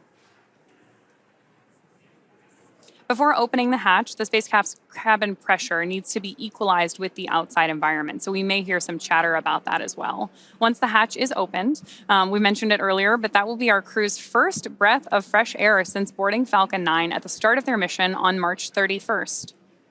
The astronauts will egress from Dragon's side hatch, pending spacecraft orientation or translation to the deck on the recovery vessel. Some more views on the left-hand side of your screen of our recovery teams interacting with the capsule, getting everything ready for that translation movement. And on the right-hand side, of course, we have the smiling faces of our Framnauts.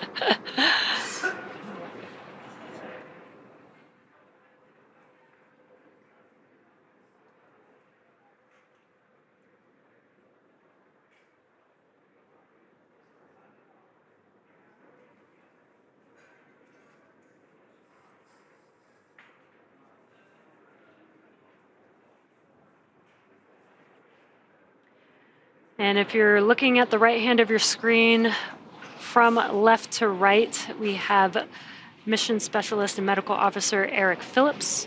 And then in the seat, maybe a little bit tired from the mission. In the seat next to him is the pilot, Rabia Roga. And then Vehicle Commander Janneke McNicholson and Mission Commander Chun Wang, all patiently waiting for the Dragon capsule to translate to the deck, that Dragon hatch to open and take their first breath of fresh air back on Earth in a few days.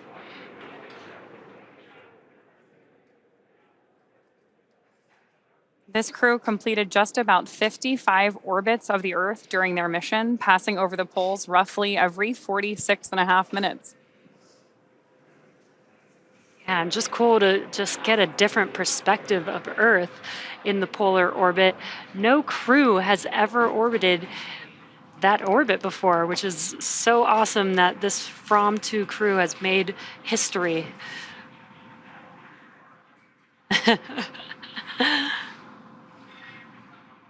And selfies.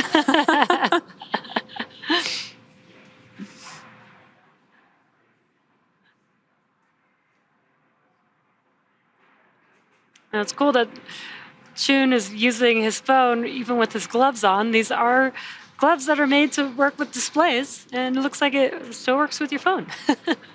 I'm excited to see that picture. Yeah, I know.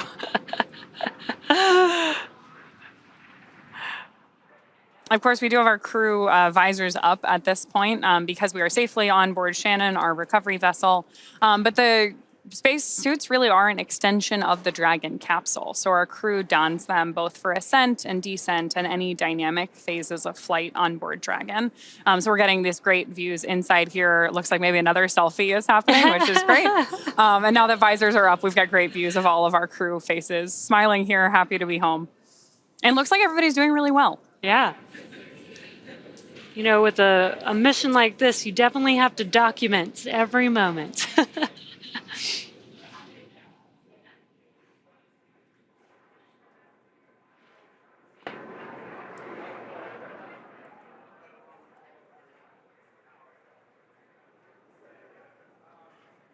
Oh, and there we're seeing great visual of Dragon beginning that translation on the nest up to the deck. There's our recovery team preparing to open up the hatch. Obviously, a medical officer standing by to greet our crew. They are going to exit Dragon unassisted today, which again is one of their final experiments as a crew here. This is unique because the crew has been operating in microgravity. So what we're testing here is their coordination and their ability to transmit, or their ability to go from that zero gravity environment back to regular gravity here on Earth while wearing their roughly 35-pound spacesuit.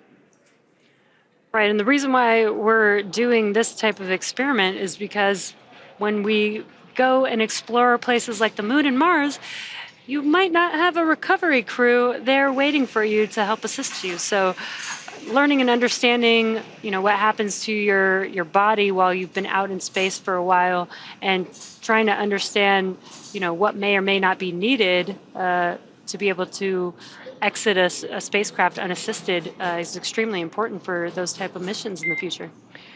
Dragon SpaceX, stand by for side hatch opening and egress. Dragon copy. Standing by for side hatch opening and egress.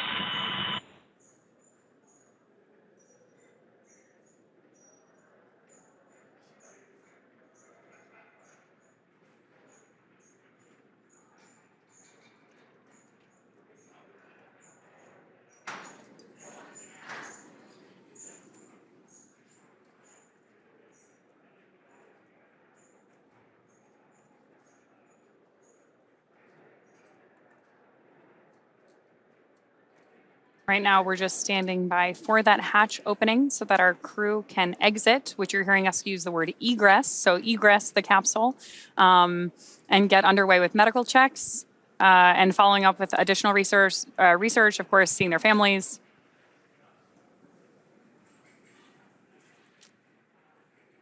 And there's that hatch open.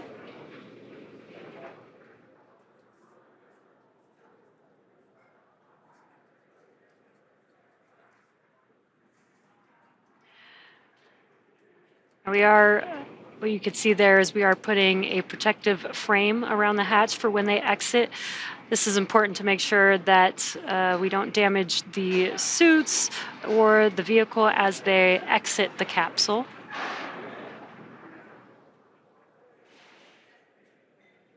Again, this vehicle is reusable, so we want to maintain the integrity of the vehicle as well as the making sure that the crew is safe as they exit.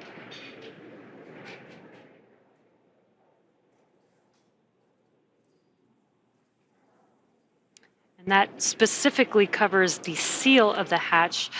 That sealing surface is extremely important. As we've been mentioning, that hatch has been closed since Monday, since before they lifted off out into space, and this is the first time it's been reopened since then. This was this capsule's 4th launch and splashdown. So to your point about keeping an eye on making sure everything stays ready for recovery and reuse, we're looking forward to flying this Dragon again.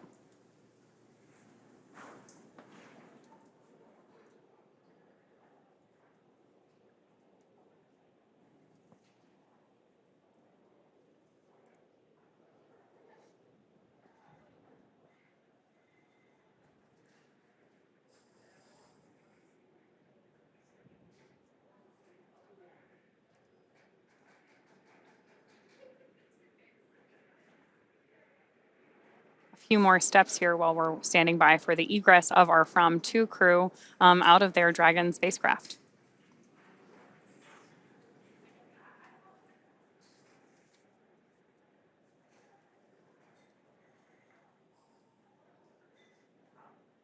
If you're just now joining us, the Fram2 crew is made up of Mission Commander Chun Wang, Vehicle Commander Yannicka Nicholson, Mission Specialist and Medical Officer Eric Phillips, as well as Mission Pilot Rabia Roga.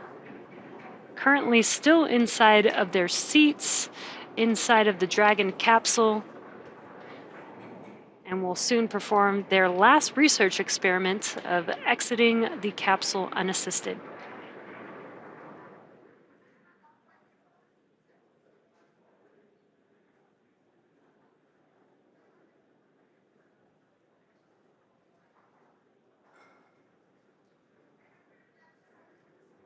Jesse, as you mentioned, this last exit here is one of our research experiments. So we actually did just see senior scientific research engineer Marissa Rosenberg enter the capsule to talk to the crew to brief this final experiment.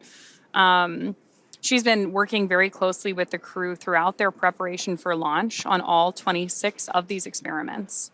The SpaceX research program really is geared toward experimentation that supports long-duration spaceflight.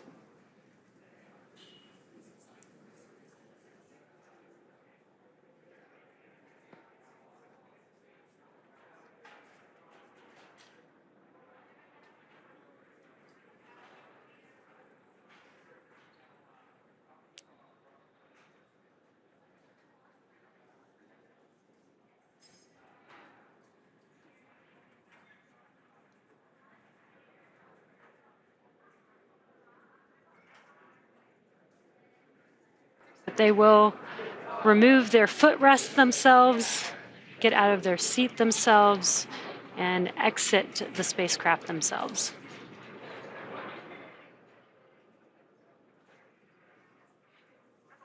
And on your screen closest to us is Mission Specialist and Medical Officer Eric Phillips. Next to him in the pilot seat is Mission Pilot Rabia Roga. Looks like Rabia is the first one who's going to exit Dragon here.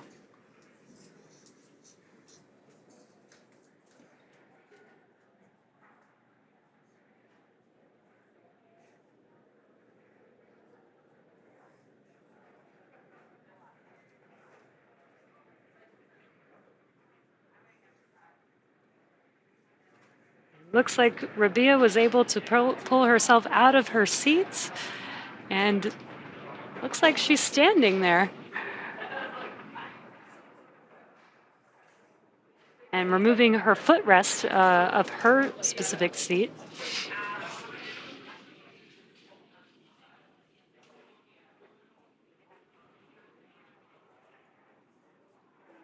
Oh, it looks like some cargo, actually.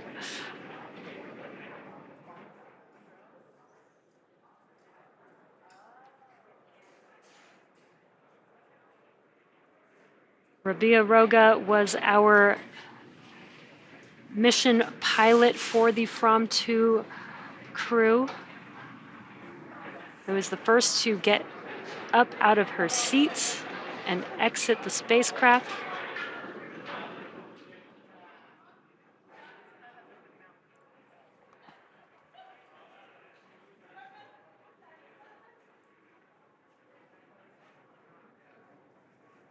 This is a really big shift for our astronauts. And there she is. She is standing and very happy and excited. Oh, that's great.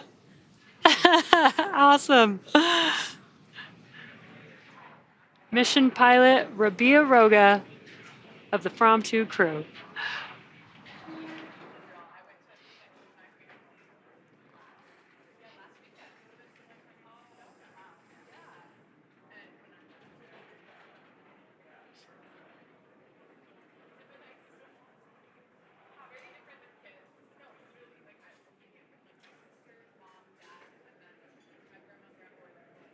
Looks like Eric Phillips is up next.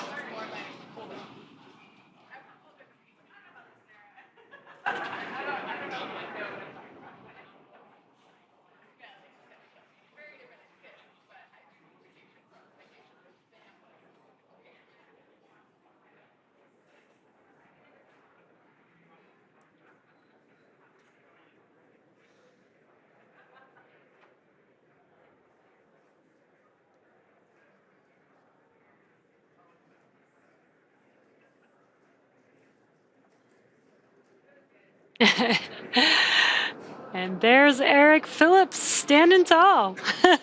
All smiles exiting Dragon. This is great.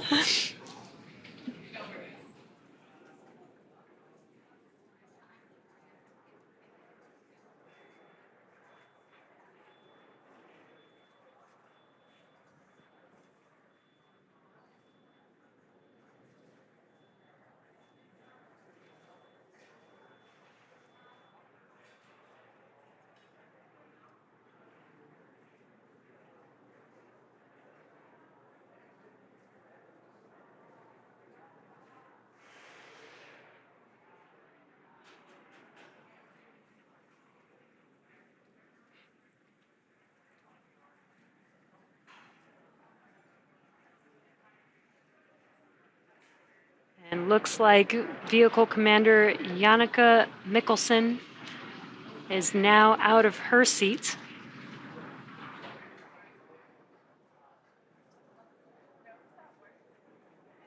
Lifting up some cargo.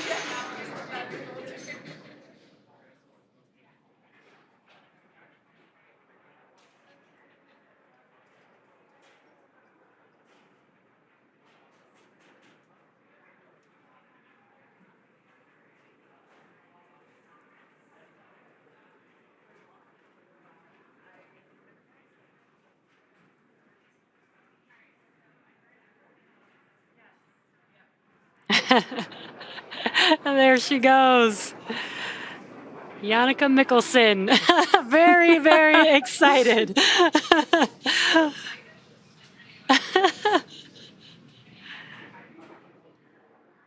And last but especially not least, Mission Commander Chun Wang will conclude this final research experiment in a few moments.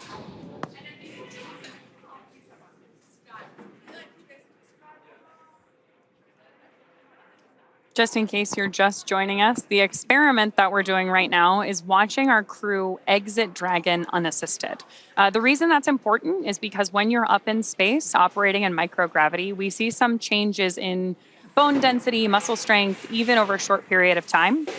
So we're testing our crew's ability to exit the Dragon spacecraft unassisted, in no small part because in the future, either on the moon or on Mars, we may not have a recovery team there to meet our astronauts. Especially when we go for the first time.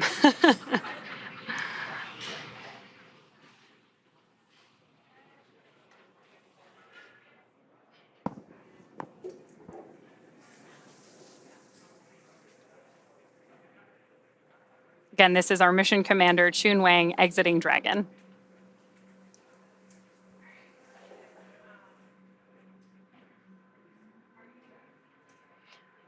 Also reaching for some cargo.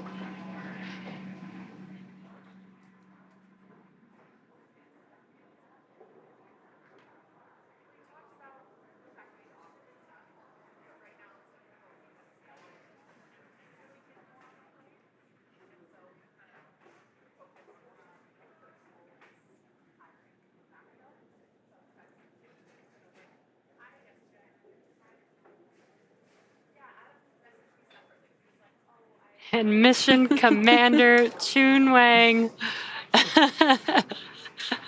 has now exited the spacecraft. What an awesome team, awesome mission, and a diverse group of experience. Excellent mission. This was an awesome, very unique and different experience, and I can't wait to hear more from the crew and what their experience was like on orbit. Now with our Fram2 crew now safely back home on Earth and getting checked by our medical team, the crew will next be catching a helicopter flight back to shore, and soon they'll rejoin their families. Over the past 4-day mission, Fram2 became the first human spaceflight to orbit Earth's polar regions. The crew conducted 22 research experiments while in orbit, including research studies and experiments designed to advance both human health here on Earth and during long-duration spaceflight. And over the course of the mission, the crew achieved several firsts, including the first X-rays to be taken in space, opening the door to a vast array of clinical research and engineering applications. Fram2 was also the first time exercise has taken place on Dragon, and the crew performed the first ever study to grow mushrooms in space, with the goal of helping astronauts meet their nutritional needs on long-duration space missions like those to Mars. And today was the first time a Dragon crew was recovered on the West Coast. So many incredible firsts. Thank you so much for joining us this week for the Fram2 mission. And as always, make sure to check x.com/SpaceX for updates. I'm Jessie Anderson. And I'm Ronnie Foreman. Thanks so much for joining us. Have a great weekend.